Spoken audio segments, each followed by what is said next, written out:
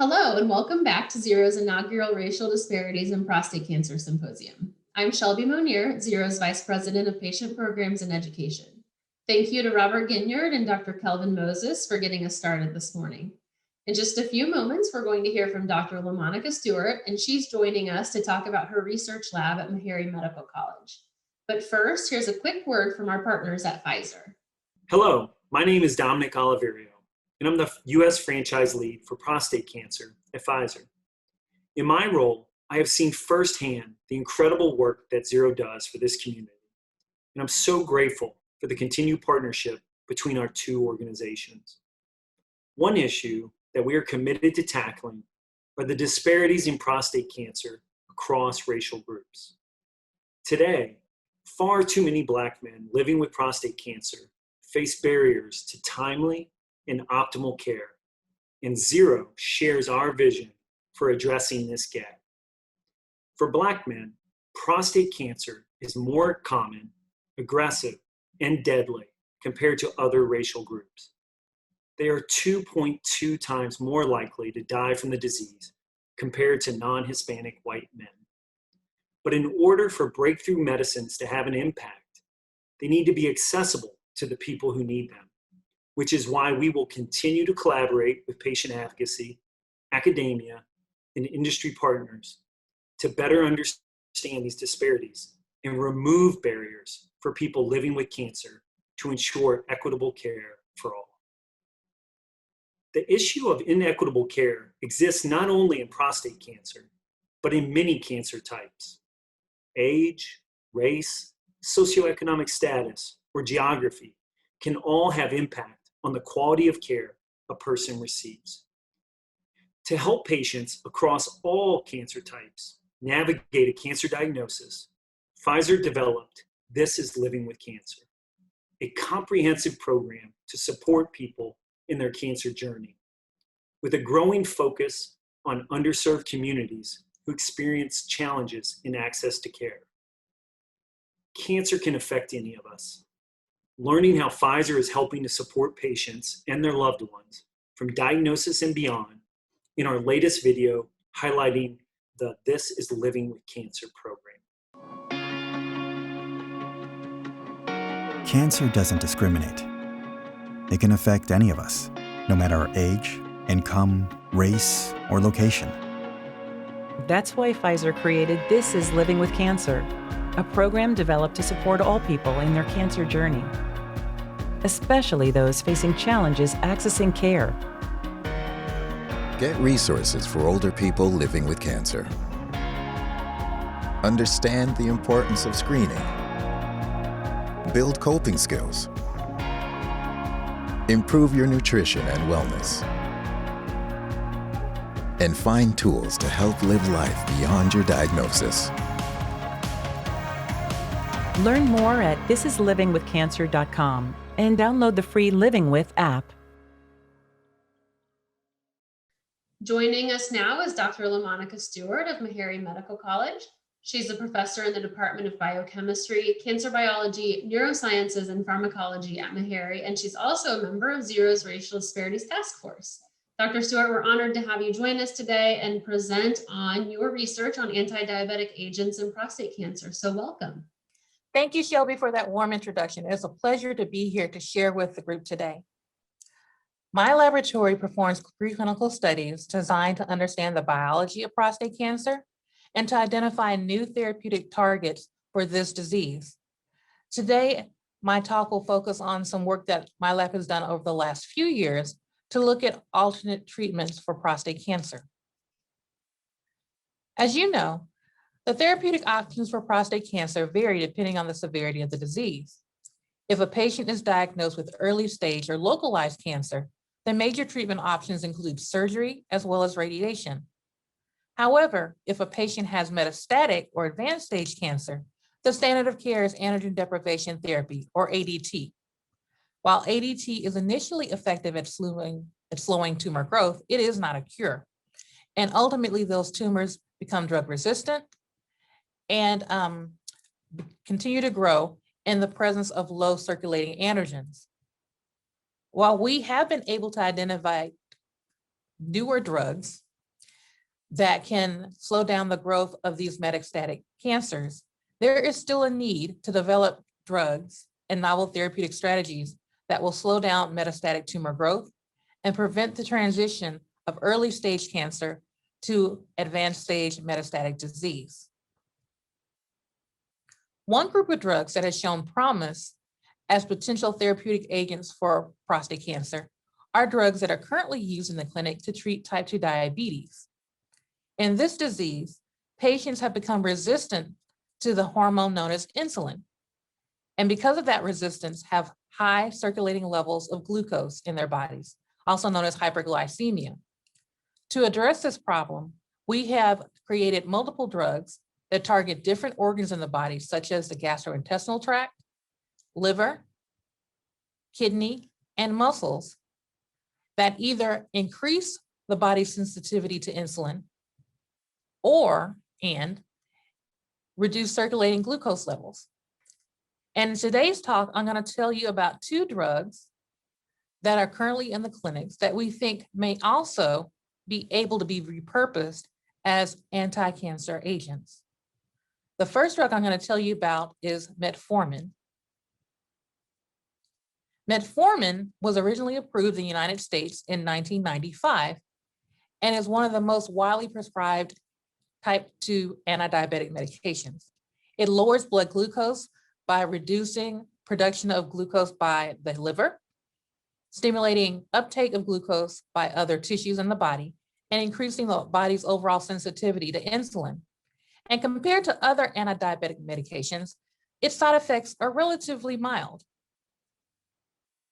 When we began this work, we noted from other epidemiological studies that some groups had shown metformin exposure could either reduce one's risk for developing prostate cancer or decrease the overall severity and or patient survival if they were diagnosed with prostate cancer. However, all studies did not find that information. There were some studies that did not see a connection between metformin use and either risk or recurrence of prostate cancer. This suggested to us that metformin might work in a select subgroup of prostate cancer patients, and we decided to perform studies to get a better understanding of which patients might be sensitive to the anti-tumor effects of metformin. We began our work by completing some very simple cell proliferation assays. In these assays, what we did is we took 3 human prostate cancer cell lines, the PC3 cells, C42 cells, and 22RV1 cells, and exposed them for up to 4 days to increasing amounts of metformin. At the end of the 4-day period, we essentially detached these cells, which were attached or stuck on tissue culture plates, and counted them and used the cell number as a measure for cell proliferation. What we saw is that metformin was able to reduce the number of cells, shown here by a decrease in the height of the bars, compared to the dark blue bar, which is our control, in all 3 cell lines, PC3s, C42s, and 22RV1 cells. However, the C42s and 22RV1 cells seem to respond better to metformin than the PC3 cells did. If we look at the molecular makeup of these human prostate cancer cell lines, we can examine or note that the PC3 cells don't express the androgen receptor, whereas the other 2 cell lines, C42 and 22RV1s, do express the androgen receptor. So we began to think, well, maybe the differential response might be linked to the expression or the levels of androgen receptor in these cells. The androgen receptor is a ligand-activated transcription factor that binds hormones such as testosterone and dihydrotestosterone. When these hormones, shown here as little orange circles, diffuse into the cell, they bind to the androgen receptor and then send the receptor into the nucleus of the cell, the brain of the cell, if you will, changing expression of messenger RNA and protein and ultimately changing cell function. We know that the androgen receptor drives growth not only of early stage prostate cancers, but also the growth of advanced metastatic prostate cancers. And if you have drugs that interfere with androgen receptor signaling, those drugs can increase survival of patients who suffer from metastatic castration-resistant disease. So we began to ask the question, well, does metformin reduce proliferation in the C42 and the 22RV1 cells by suppressing androgen receptor signaling. To address that question, we first just compared the ability of metformin to inhibit proliferation of one of our cell lines, the C42 cells, with that of one of the newer androgen receptor antagonists, enzalutamide. And that data is shown here. We are again performing cell proliferation assays, either by counting cells or using another proliferation assay, the Presto Blue assay. And I'm hoping that you can see that in the red bars, in both types of assays, we see that enzalutamide is able to suppress proliferation, and that metformin works either slightly better or equally as well as enzalutamide. So metformin is able to suppress proliferation of the C42 cells to a similar extent as the androgen receptor antagonist. We then ask the question, does metformin alter levels of the androgen receptor within these cells? And we address that question by performing two types of assays: a Western blot analysis to look at protein levels, as well as quantitative RT-PCR, which measures messenger RNA levels within the cell. In the Western blot analysis shown on the left-hand part of the slide, we can see that as we increase the exposure to metformin or the dose of metformin, we see a decrease in AR protein levels. And that's indicated by a decrease in the intensity of the band compared to our control. In a similar fashion, when we treated the C42 cells for 24 hours with metformin, we saw a decrease in messenger RNA levels for AR. So both assays suggest that metformin suppresses AR levels within these cells.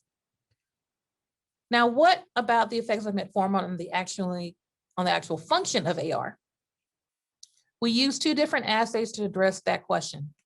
A luciferase reporter assay, which essentially is an artificial construct where you put an AR-regulated gene into cells and then activate that regulated gene by the hormone dihydrotestosterone. You can see in the blue bar that when we add dihydrotestosterone, also known as DHT, we see a big increase in androgen receptor activity. But when we start co-treating and adding metformin on top of that, that ability of DHT to increase activity is suppressed. Therefore, metformin is able to decrease AR activity in this artificial system. We then moved on to looking at endogenous genes that we know are regulated by AR, including prostate-specific antigen, or PSA, as well as NKX 3.1. In these Western blot analyses, you can again see that as we increase the dose of metformin, we're able to lower levels of not only PSA, but also the NKX 3.1 target gene. These data show us that metformin not only reduces AR protein levels, but also suppresses AR function or activity in the cell. To look at this on a global scale, we performed a type of assay known as next generation sequencing of RNA. In this assay, we again treat our C42 cells either with our control substance, which is phosphate buffered saline or metformin for 24 hours. We then pull out the RNA from those samples and then sequence all of the RNA within the cells. That gives us a very large global way of looking at all the RNAs that are expressed in the cell and how they are regulated by metformin. In those assays, we were able to see that metformin regulates at least 19 genes that are associated with prostate cancer, including those that are known to be regulated by the androgen receptor. However, metformin appears to regulate other pathways in these cells as well, including the MAP kinase signaling pathway and the p53 signaling pathway, two pathways which are known to drive cancer growth. This is also shown on the next slide, where what we did was look at all of the metformin genes that we pulled out in our RNA sequencing analysis and compared them to a panel of AR target genes identified by C-Massey. In that analysis, we were able to show that a little more than 10% of our metformin regulated genes were also known to be AR direct target genes.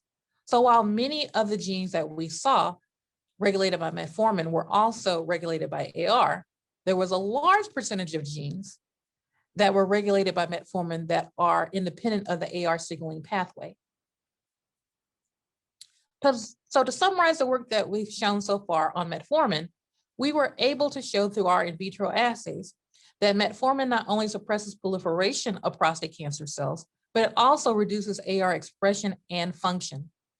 However, in addition to these effects on AR, metformin also regulates other signaling pathways that we know control prostate cancer growth.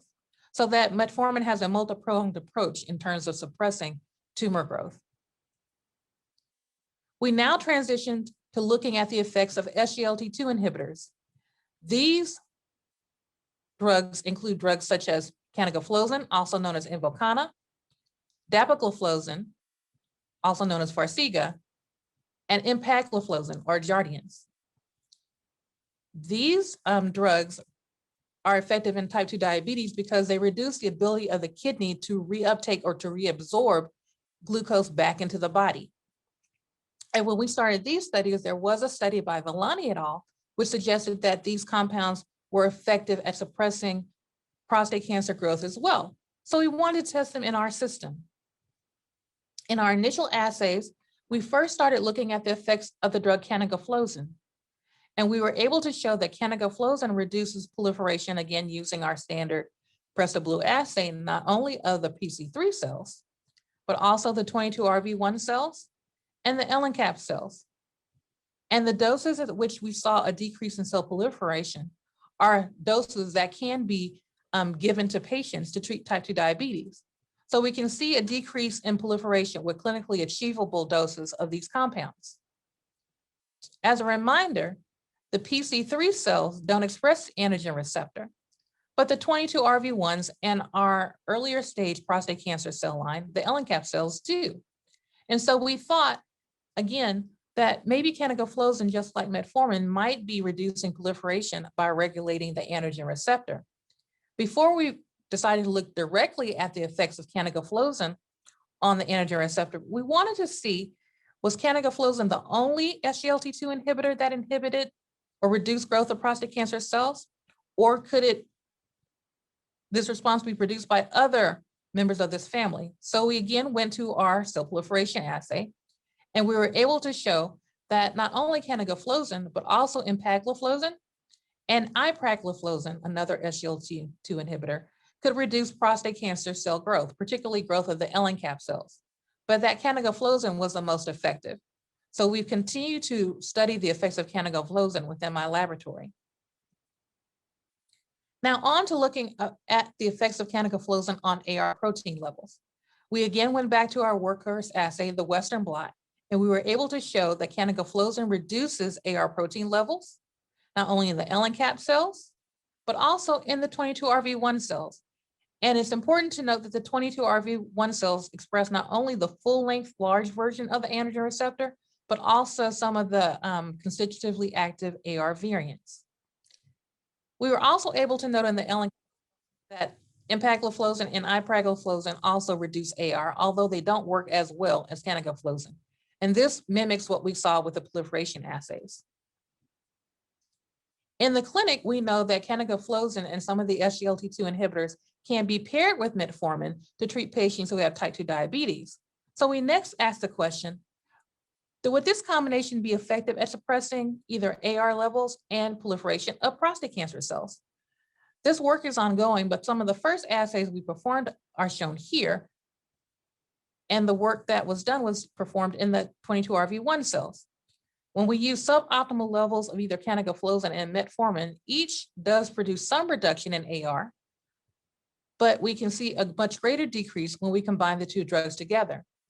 In addition, when we use our Presto-Blue assay to measure proliferation, we can see that each of the drugs individually, as well as in combination, suppress growth of these cancer cells. So this combination might not only be effective at suppressing AR levels, but also effective at suppressing proliferation. To summarize the work that we've done so far with the SGLT2 inhibitors, we've been able to show that this group of drugs, particularly the drug canagliflozin, is effective at suppressing proliferation of both castration-sensitive, the earlier stage prostate cancers, as well as the castration-resistant advanced form of cancer cells. And that canagliflozin is able to block AR levels in our prostate cancer cell lines. So to conclude, or to summarize what I've shown you so far, we've been able to note that anti-diabetic medications such as Metformin and SGLT2 inhibitors are effective at reducing growth of prostate cancer cells in vitro. And we believe that they're working by at least two mechanisms. One, by reducing the function and levels of the androgen receptor, but more likely also by activating other signaling pathways that are associated with cancer growth. Again, these are preclinical studies, and so we're in the first steps of trying to understand how these drugs affect prostate cancer growth and progression. However, we believe that with additional studies, we can not only better understand how these drugs affect prostate cancer behavior, but also use them and translate our information and data to work in the clinic to identify patients who might benefit from adding one or more of these drugs to their therapeutic regimens. This slide acknowledges those in my laboratory as well as those across the country and here at Meharry Medical College who have helped with this work as well as our funding sources. Over the last few years I've done this work, I've used my laboratory as a platform not only to train, help us understand more about prostate cancer, but also to train an outstanding group of PhD students, medical students, and undergraduates. And a subset of undergraduates that are listed on this slide are participants in a program known as Meharry Cancer SURP. So for the remainder of my talk, I'm just going to tell you a little bit about this program, which I direct. The Meharry Cancer Summer Undergraduate Research Program, also known as the Meharry Cancer SURP, is a program that's designed to expose undergraduate students to various types of cancer research, not only research at the bench as shown here, but also clinical research and community-based cancer research. The program is also designed to help them become aware of cancer health disparities which influence the diagnosis, treatment, and ultimately lifespan of prostate and other types of cancers.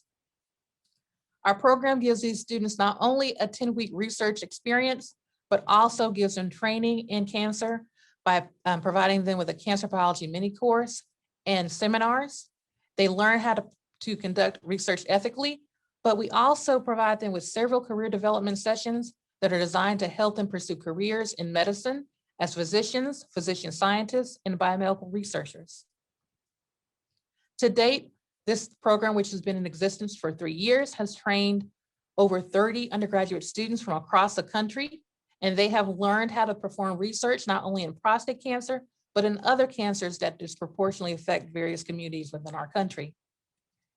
These students have had a chance to present their research nationally at meetings such as the AACR and ABRCAMS.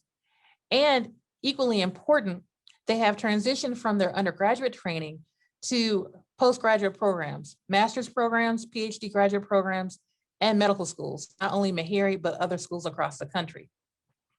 We believe this program has served as a great platform to train the next generation of prostate cancer researchers and other researchers who have a passion for eradicating cancer in our country.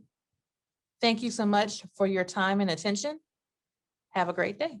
Thank you so much, Dr. Stewart. That was really exciting to hear all of the important research that's happening in your lab at Meharry. So thank you so much for being here, and thank you for sharing, and thank you. We're so grateful for your work in both your lab and on our Racial Disparities Task Force.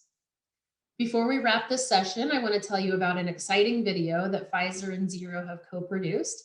It features Tony Minter, a husband, father, veteran, prostate cancer survivor, and Zero champion. We're proud to debut a preview of this video for you right now during our very first Racial Disparities in Prostate Cancer Symposium. Enjoy.